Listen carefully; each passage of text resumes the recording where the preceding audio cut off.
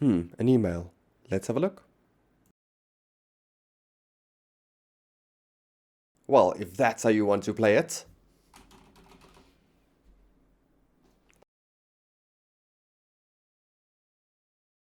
Haha! Freedom is mine! Oh, so they want you to go back to the office, and your first response is, what? No. Why? We've been working from home for X period and it's been working fine.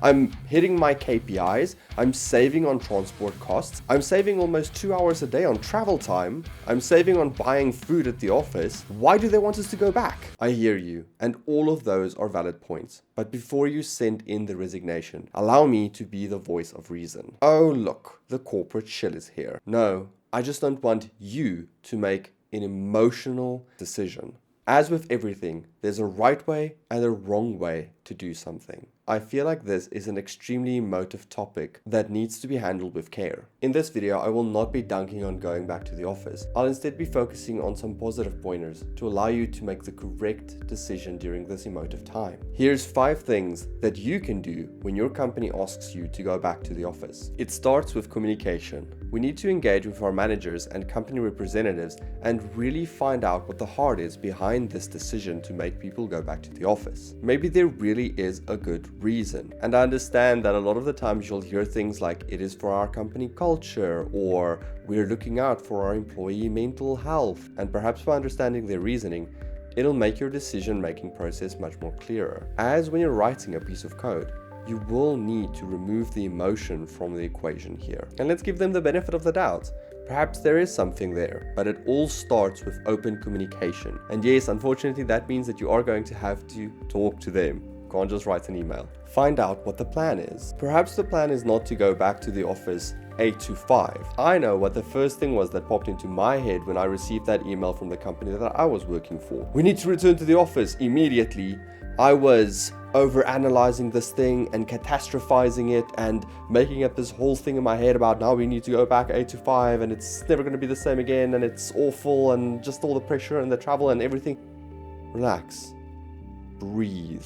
Maybe the plan is only to go back into the office once a month or twice a month for a specific meeting. Or maybe it's once a week. If you understand exactly what the plan is, it's much easier to make a decision and you also won't have sleepless nights because then you know exactly in which direction the company is moving. It's also very important to know that all of this is highly experimental. A lot of these things have never been done before and perhaps they will say that for now we need to go back once or twice a week. But it might change later. Of course, again, it sounds like I'm a corporate shill, but what I am trying to do is just trying to calm you down so that you can think through the process calmly. Say your say in a nice way.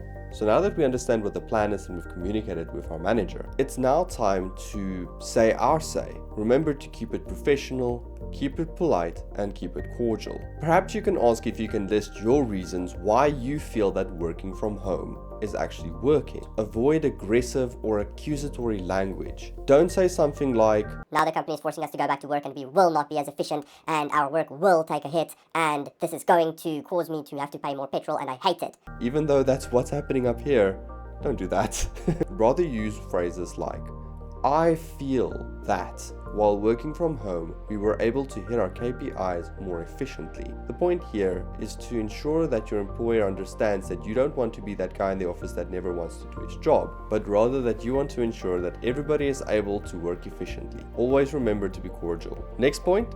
Upskill. As tech experts, this is something that we should be doing constantly anyway, regardless of if we need to go back to the office or not. I'm working on a whole lifelong learning video, and depending on when you see this, that might already be out.